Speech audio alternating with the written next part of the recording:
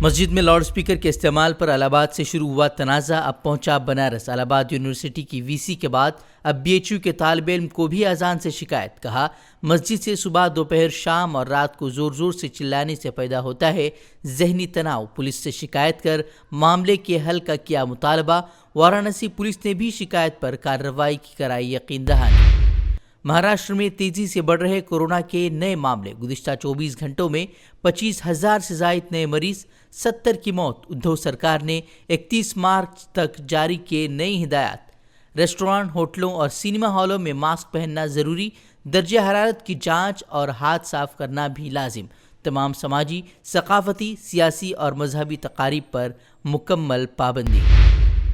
Corona کے بڑھتے معاملات کے بیچ کئی ریاستوں نے اٹھائے سخت اقدامات۔ پنجاب کے 9 اضلاع میں رات 9 بجے سے صبح 5 تک کرفیو۔ مدھیہ پردیش کے بھوپال، اندور، جبل پور میں آج رات سے سوموار صبح تک لاک ڈاؤن۔ کئی شہروں میں 31 مارچ تک اسکول کالجز بند۔ ممبئی میں کورونا کے بڑھتے معاملوں کے درمیان کورونا احتیاطی تدابیر پر نہیں ہو پا رہا عمل۔ بنا ماسک پہنے سفر کرنے والی خاتون پر جرمانہ لگانے پر بی ایم سی کی مارشل کو تھپڑ مارنے اور ہاتھا پائی کی ویڈیو ہوئی وائرل۔ آج آسام میں کانگریس جاری کرے گی انتخابی منشور۔ راہل گاندھی رہیں گے موجود۔ گزشتہ روز عوامی جلسے میں راہل گاندھی نے عوام سے کیے تھے 5 بڑے وعدے۔ یہ 5 گارنٹیز ہیں، ٹھیک ہے، میں پڑھ لیتا ہوں۔ Guarantee of 5 lakh government jobs,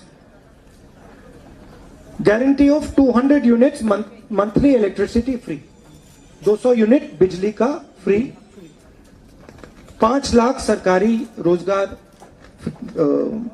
5 سال میں، 365 روپے daily veg T garden workers کے لیے، اور 2000 روپے ہر ہاؤس وائف کو،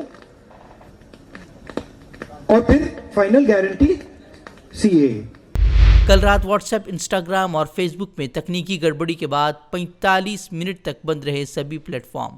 میسیجز بھیجنے اور ریسیو کرنے میں صارفین کو ہوئی دشواری۔ دہلی حکومت کے گھر گھر راشن اسکیم پر مرکزی حکومت کے روک کے خلاف کیجریوال نے طلب کیا جائزہ اجلاس۔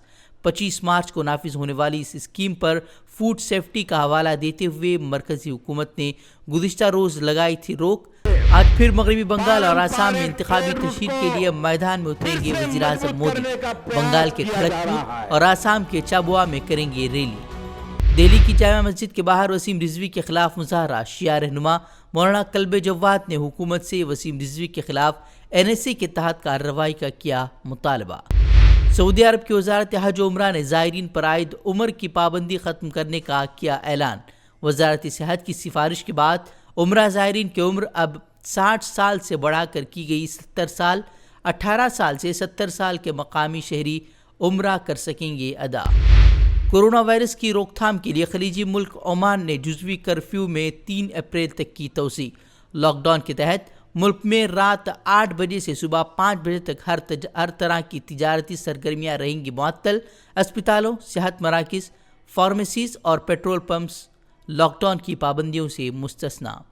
سعودی دارالحکومت ریاض میں حوثی باغیوں نے ڈرون حملوں میں تیل کی تنصیبات کو بنایا نشانہ۔ حملے میں کسی جانی نقصان کی خبر نہیں۔